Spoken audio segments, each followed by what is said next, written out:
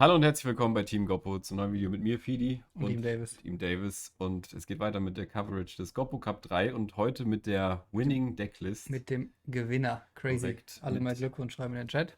Mit dem GIGAVISE Deck, das das Turnier für sich entscheiden konnte, mit einem beeindruckenden 9:1 Run. And who have we got here with us? It's Chess Prime on Dueling Book at least. And do you want to introduce yourself very quickly? Yeah, sure. I'm Chess Prime or Chess. I've been playing competitive Edison for most of 2025, and I primarily played this deck, GIGAVISE. Okay, so you're very new to the format? New to competing. Okay. Yeah. Yeah, then maybe we just jump straight into the deck and you just tell us maybe the choices you made, the ratios you decided on, and just go through the main deck, and then maybe afterwards we can talk about a couple of matchups you had. Yeah, sure. Obviously it has the standard GIGAVISE stuff, the 2 Gigaplant, the 1 Titanial, the 1 Copy, the 1 Nettles, and the 2 Lone Fire are all very standard. The list shaves down to 1 Dandelion, which is Yeah, that's interesting. unique. Yeah. The idea there being that the second copy doesn't actually improve your combo percentage all that much. Mm-hmm.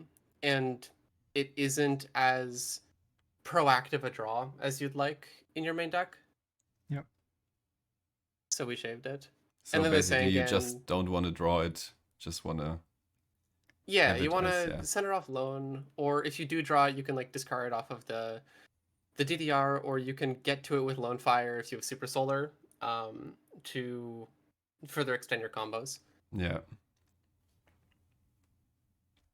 So The you decided on the Sangan, Sangan, yeah, just as a yeah, to get to your Lone Fire more quickly.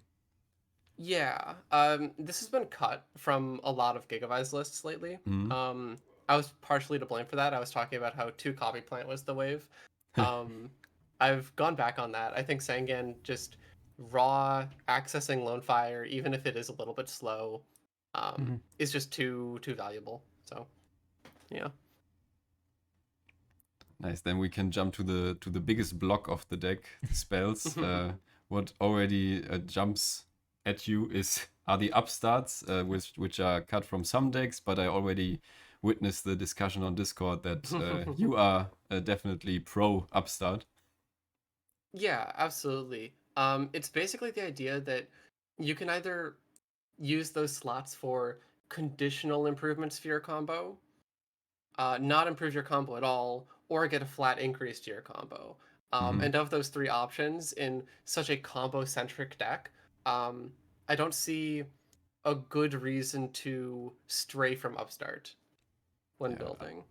understandable, especially because the boards that GigaVise develops are so robust, I think. So getting to your combo pieces quicker seems like the way to go.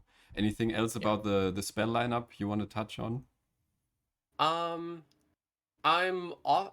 Before I was on 3 fertilizer, now I'm back to 2.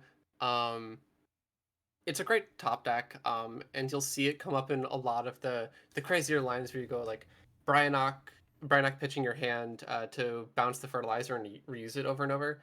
But you don't need to build towards those hands. Those are very overkill lines.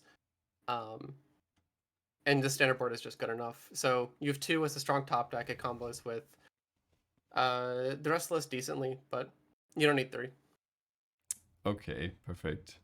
Then the rest of the spells is pretty self-explanatory, probably. Maybe we can jump to the traps. You got Trap Stun in there, and you also got the 3 Phoenix Wing Wind Blasts. You happy with those?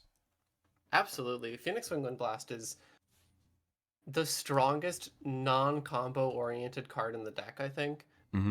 Being able to stack a card is so strong. When the way that a GIGAVISE game is going to develop is your opponent is drawing into the ways to stop you from achieving your combo, or kill you before you get combo, and you're drawing into the ability to force through your combo and win with it. So having the ability to both deny aggression and deny their next draw can put you so far ahead, or just like give you that edge in the draw mirror where you're just like both drawing to the win condition. Yeah, we saw a couple of those also with massive tempo swings when like a Giga plant was wing blasted, and that was crazy. Yeah, against Spore, it was exactly. very impactful in the mirror. Other things in the traps are obviously the traps done as just a third sweeper that isn't Decree, which is not in this list at all. Because Decree is stopping you from playing the interaction that you really do kind of need an Edison format to buy time into your combo. But trap stun is just devastating, and if this happened a couple times in the tournament where if you trap stun a Royal Oppression, you have combo, and then they have to play through their own Royal Oppression. It's just absolutely backbreaking. Yeah. And just the rest of the one-offs, you're happy with the one bottomless, the main? That was a new innovation for this list. To just get a little extra oomph to your interactive pool, it's good into Blackwing, it's fine into Vayu, it's good into Machina. That slot is what the Dandy used to be. And I wouldn't go back. It's just really, really strong insulation too. Because all of the lines that they're going to go through to break your board are going to end up with like a Goyo Guardian or setting up for a Black Rose Dragon, and Bottomless Trap Hole or Wing Blast or Mirror are all very good at like jamming up those kinds of lines. That sounds understandable. Also, not many people expecting the bottomless probably, so maybe playing into it, even if a Gladiator Beast plays into it, can be devastating for them. Yep. Yeah, should we jump to the side deck? We saw you drawing a lot of DD Crows throughout the tournament. Yeah, and that's why. It's because the list is playing 3 now. I wasn't a believer in this card for a while. In the GIGAVISE side deck, I didn't think it did enough. But the online meta right now is very value oriented. So having a card like DD Crow that is so good at stopping them from raw pushing damage against you, that's untied from your back row, so it doesn't get hit by like Heavy Storm, and is a dark for if you mark the row as a Dark Arms Dragon, which is a niche thing that does come up, as you saw. Yeah, it happened on the Sengan, right? Yeah, I milled the Sengan. It was pretty lucky because it gave me full clear. Yeah. Crow is really, really good. I wouldn't cut it for anything. Yeah. Also did put in work in the mirror match as well. And then we got the breakers probably to get around floodgates, right? Yeah, Breaker's an amazing card. I think it's the best card to side in GIGAVISE, barred like completely of every card that you could possibly side, because it is one of the few cards that can 2-for-1 2 floodgates. It can kill a Dyna and it can pop an RO, which is just absolutely a massive swing and gives you the push that you really need. Having a way to consistently go 1-for-1 or 2-for-1 with a deck like Vayu really takes away the early advantage that they're playing for. And after it's done its thing, it'll sponge 1600 damage of aggression. So yeah. And you've got the second and third trap stun in the side deck as well. So those are for the trap heavy matchups probably, and also shutting off the Royal Oppression until the end of the turn. Yeah, those are really nice into stuff like Blackwing, like Vayu, where the anything where they have the ability to aggress enough that the only way you're gonna win is to land a combo.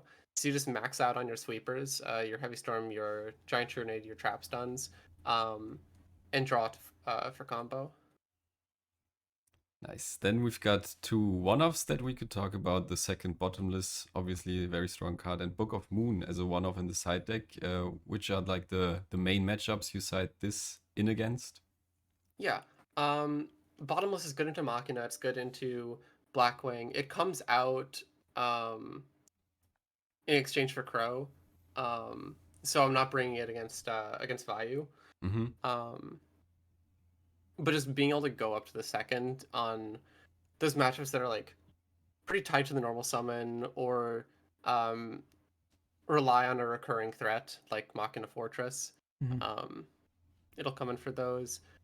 And then Book of Moon is there for primarily Hero Frog because you can Book of Moon of Andy's Fiend, you can Book of Moon an Absolute Zero, and then if they tribute the Absolute Zero or you kill the Absolute Zero, like make it leave the field, then it won't be able to trigger, which insulates your board. Yeah. It's also solid into like the GIGAVISE mirror, which I don't, which did come up against Spore. And you can bring it in against like Forg. It jams up a lot of the like other combo decks. Yeah, and then we've got the two light imps in the middle of them. Did you? I got the matchups written down, but we'll talk about them later. Did you play against any Light Swan? I did in round 1. Okay. It didn't end up mattering. My game against Lightsworn was weird. Where I did draw a Lane Imprisoning Mirror, but it was too late. But in testing, Lane Imprisoning Mirror is just absolutely necessary for the Lightsworn matchup. Just stemming enough of their early snowball so that you can like come behind them and win. Yeah. Nice. Then we've got the extra deck where you can wave the Chimera Tech Fortress Dragon because you're not on Cyber Dragon. That's nice. So you got room, but you need the room probably for all of those synchros. Anything you would change in the extra? Probably not, right? Yeah, no. This has been my extra deck for a solid couple months now. Two Brodrigo is hard to stomach from a price perspective if you're playing in real life. But it does matter, especially against decks like Hero Frog. The only maybe consideration would be Thought Ruler Archfiend. But it's so rare that that's actually the fully correct answer that I wouldn't recommend it. I think this is just the best that you can get this the extra deck to. So you're happy with the Red Dragon? You need him a lot. Absolutely. Yeah, nice. Yeah, he's very good at breaking through like frog boards, especially, and if a value player is drawing all their flips. Yeah. Get rid of them all at once.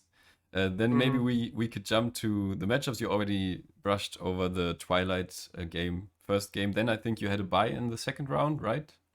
Yeah, my opponent was not in the Discord server. Yeah, that was the one person that we couldn't even reach if we tried to. Yeah.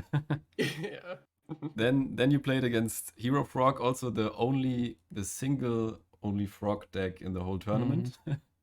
I was not expecting that few frog. Obviously OG is a very good player. It was fun matches. I was able to get really nice kills games 1 and 2. Game 1 I did through Gores. Game 2 I did through it was a sub dupe, and I used a Black Rose Dragon to change the dupe to attack, and then run a bunch of damage into it to get lethal.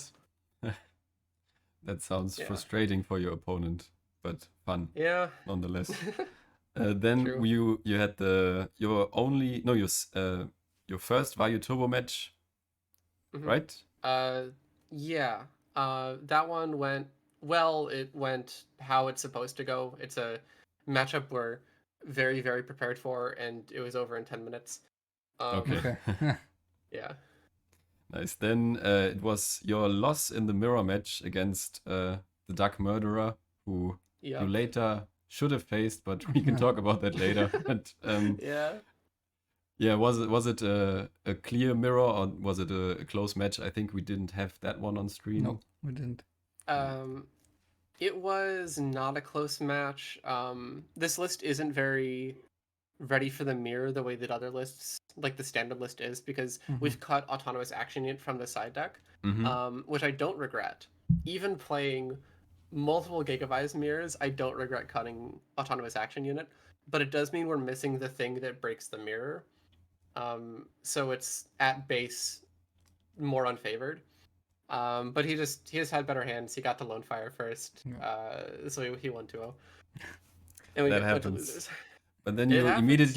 immediately got the revenge on GIGAVISE, at least in the losers bracket, playing against Spore, against the other GIGAVISE player, and I think we had that on stream. Yeah, that was very entertaining for sure.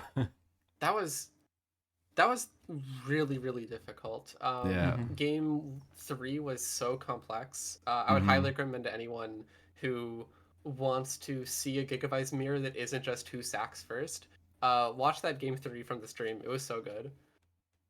Yeah, it's all still online, so if you want to go check it out, you can watch a lot of high-level GIGAVISE gameplay. That was very impressive. Then you played against Gladiator Beasts, right? Yep. Against Salamander. Game 1 was completely rock, paper, scissors decided. I had full combo and he had a very good hand if he was able to go first. That would have stopped me. Game 2 I misplayed a bit, but I don't think it really mattered. And then game 3 eventually I have heavy plus solemn plus combo. Plus a solid draw to win it. That's a very unfavored matchup, so I got a bit lucky. Okay, so you would say Gladiator Beast is one of the worst matchups. Yeah. I'd call it second worst after Chris just won. Okay. Yeah, it's like legitimately 30% for Giga, 70% for Gladiator Beast. It's super rough. And then you had to fight sleep.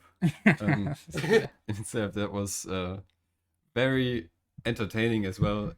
Witnessing that live, trying to get Duck awake, but we couldn't do it.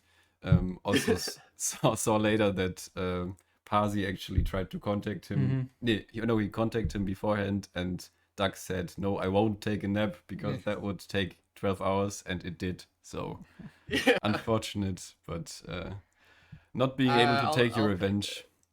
Yeah, you take it. I figured. I was scared of another GIGAVISE mirror. If I had to play 3 in one event, that would. I don't like my odds in that. Then you fought your way through the whole losers bracket, and we actually already had the call with Chill Phil as well, and he told us that he actually took a small biking trip because he went through winners bracket so fast, and he thought he could wait longer, but then you got the free win in top 4, so he had to rush home and face you. But that was a game to watch as well. Maybe you can take us through the whole 2 matches you had to play. Yeah, sure. The first match in Grand Finals that I have to win to reset the bracket.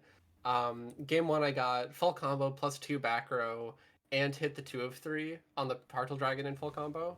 So I ended up a very, very good board that is really, really, really hard for basically anything to break. And that obviously is enough. Game 2, I gambled on the set not being Raiko to set a trap stun, and it worked. It was a hamster. He committed 5 cards to the board, and I flipped trap stun and then went for a Black Rose Dragon. Oh yeah, that was which was fun. Ooh. Yeah. It's so satisfying whenever you land one of those. Because it's so often interrupted. The supervised effect to get back the Gigaplant gets crowed, which puts us in a top deck war, and eventually I draw into Upstart for Fertilizer, which wouldn't have worked if it wasn't an Upstart, which is why you take the flat increase. And Fertilizer Snowball is enough. So that was the first match of finals. And then the second match was a bit closer, if I remember correctly. Yeah. It was so close. Yeah. Game 1, I ended up having a really hard puzzle hand where we got into a position where I'm dead next turn. I have a hand of 2 Hidden Armory, Fertilizer, I think Supervise, Heavy Storm, and a Foolish Burial. and I think a discard. And I have to play through Stardust Dragon, one back row, and a Dark Armed Dragon. And I don't know if I probably didn't play it fully optimally. It was a really hard hand in a really tense position. My hands were numb from adrenaline.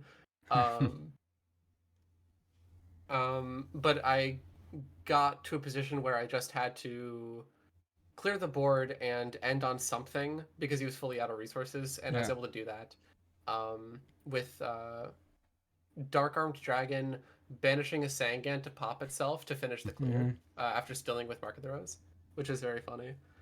So that one, game 1, and then game 2, the UFO turtle did really, really well. I know we didn't cover it that much. I'm sure anyone watching could think through it, but I don't want to hand it to you. It forces a Necro, and I have a clutch Wing Blast to deny Dyna on an attempt to crash into the turtle, which gives me Lone Fire, and it gives me full combo. Which was enough to win.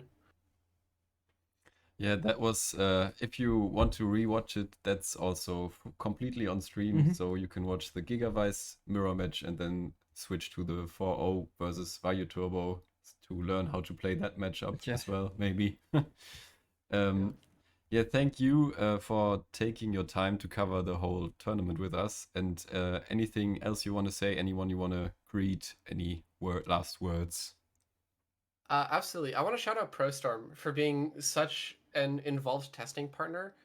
We spent like 2 weeks playing like 3 to 4 hours a day, and it absolutely paid off. It resulted in this list, and it's so fun. It plays so clean, and it would never have happened without his help. So thank you so much, dude.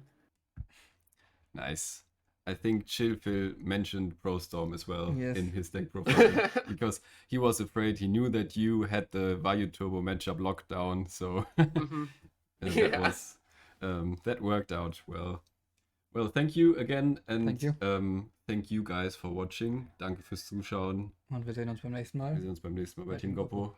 Tschüss. Ciao.